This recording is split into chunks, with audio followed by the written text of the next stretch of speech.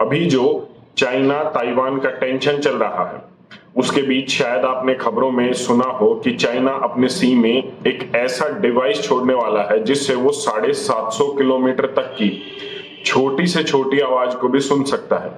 ये डिवाइसेस किसी भी वॉर टाइम में या किसी भी टाइम में इसीलिए इंस्टॉल किए जाते हैं ताकि एक दूसरे की जो एक्टिविटीज हैं, जो उनकी प्लानिंग है, उनको सुना जा सके। ऐसा ही एक डिवाइस भारत ने इंडो तिब्बतियन बॉर्डर पर 1965 में इंस्टॉल करने की कोशिश की थी और इसकी सबसे बड़ी बात है, ये उस समय में एक न्यूक्लियर डिवाइस था। इस न्यूक्लियर डिवाइस की वजह से इंडिया और चाइना के बीच में जो टेंशन चल रहा था, जो 1962 का जो वॉर हुआ था, उसके बाद जो कोल्ड वॉर का समय था, उसके बाद एक्टिविटीज पर नजर रखने की थी, लेकिन ये डिवाइस गुम हो गया और उसके बाद उसका हर्जाना आज तक भारत भुगत रहा है। एक बार जान लेते हैं पूरी कहानी को।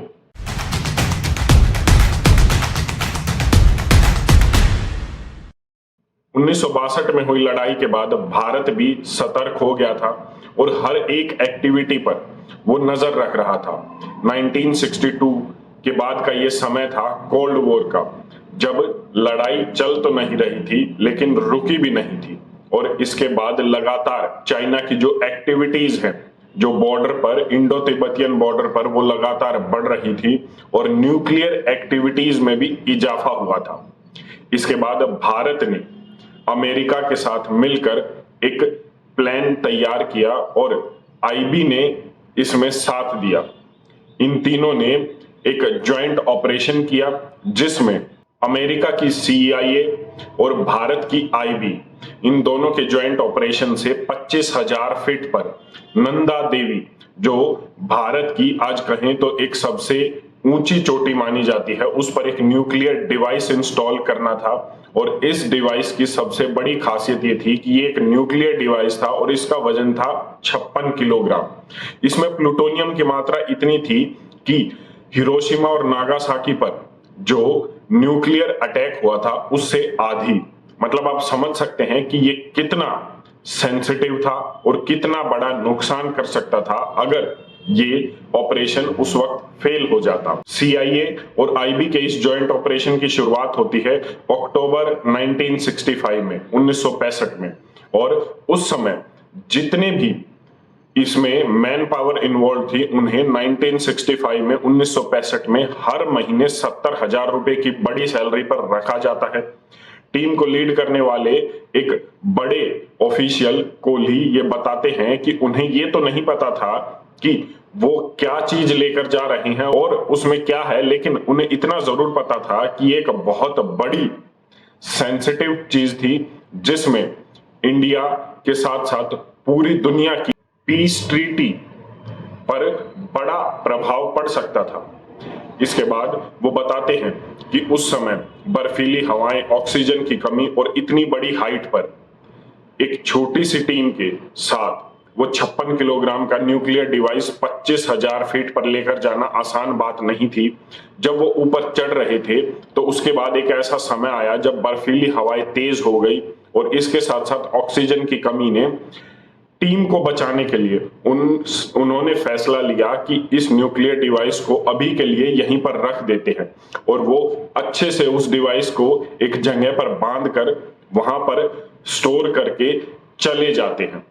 इसके बाद जब अगले साल टीम आती है वापस दोबारा से उस डिवाइस को लेने के लिए, तो हैरान कर देने वाली बात यह थी कि डिवाइस अपनी जगह नहीं था। एक बड़ा सर्च ऑपरेशन, उस समय के बेस्ट हेलीकॉप्टर्स और बेस्ट टीम अमेरिका से आई थी और नंदा देवी के आसपास पूरे एरिया में उस न्यूक्लियर डिवाइस को देखा गया था, लेकिन आज तक 2022 तक उस न्यूक्लियर डिवाइस को ढूंढा नहीं गया है।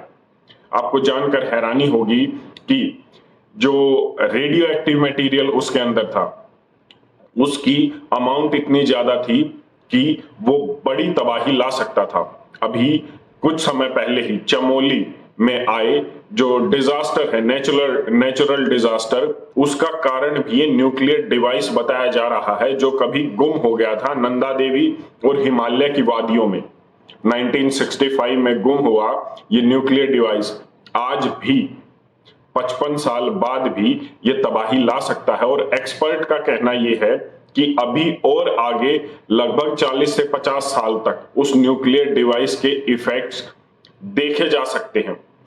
जो एक्सपर्ट का सबसे बड़ा कंसर्न है वो ये कि अगर न्यूक्लियर डिवाइस के इंग्रेडिएंट्स, अगर वो प्लूटोनियम और वो रेडियो एक्टिव मटेरियल कहीं गलती से जो हमारे ग्लेशियर्स है या जो वाटर टेबल है पानी के अंदर घुल गया, तो हजार नहीं, लाख नहीं, करोड़ों की संख्या में लोगों को मौत का जिम्मेदार कौन होगा? ये एक्सपर्ट का सबसे बड़ा कंसर्न है, सबसे बड़ी चिंता है। आपको जानकर हैरानी होगी कि चमोली में ये जो नेचुरल डिजास्टर आया, उसके ग्लेशियर के आसपास जो ग्लेशियर टूटा था, उस ग्लेशियर के आसपास ही जो टीम थी उसने 1965 में अपना एक न्यूक्लियर डिवाइस खोया था। इसका मतलब कुछ तो है जो उस न्यूक्लियर डिवाइस, उस रेडियो एक्टिव मटेरियल और इस डिजास्टर के बीच में है। लेकिन अभी तक ये मीडिया में या सोशल मीडिया में ये खबरें आपको कहीं पर देखने को नहीं मिलती। लेकिन कंसर्न ये है कि अगर किसी भी नदी के पानी में या किसी भी हमारे वाटर टेबल में वो रेडियो एक्टिव मटेरियल चला गया तो करोड़ों लोगों की जान खतरे में है। हालांकि भारत ने अगले साल 22,000 फीट पर एक दूसरा डिवाइस इंस्टॉल कर दिया था जिससे इंडो तिब्बतियन बॉर्डर पर नजर रखी जा रही थी। लेकिन सबसे बड़ी समस्या अब वो न्यूक्लियर डिवाइस बन गया है जो कभी गुम हुआ था। इसके साथ साथ एक कॉन्स्पिरेसी ये भी है कि पाकिस्तान ने उस न्यूक्लियर डिवाइस को ले लिया था जो है सर्च करके, लेकिन उसकी जो चांसेस हैं, उसकी प्रोबेबिलिटी बहुत कम बताई जाती है। और जैसे चमोली जो एरिया है, जो ग्लेशियर का जो एरिया टूटा था, उसके आसपास ही हमने जो है उस न्यूक्लियर डिवाइस को खोया था। तो ये सब चीजें जब हम कोरिलेट करते हैं तो यही आकर एक कंक्लूजन निकलता है कि ये जो नेचुरल डिजास्टर है, ये जो प्राकृतिक आपदाएं अब आ रही है, वो कहीं ना कहीं उस न्यूक्लियर डिवाइस की वजह से है जो कभी 1965 में इंडिया ने खोया था। खैर, ये चीजें जरूरी तो होती हैं आज के समय में, क्योंकि आपको दुश्मनों पर नजर रखनी होती है, लेकिन इसमें लंबी और एक बहुत बड़ा खतरा छुपा होता है जो करोड़ों लोगों की जिंदगी से कई बार खेल जाता है। आप इस पर अपनी क्या राय रखते हैं, एक बार कमेंट करके जरूर बताएं। धन्यवाद। जय हिंद।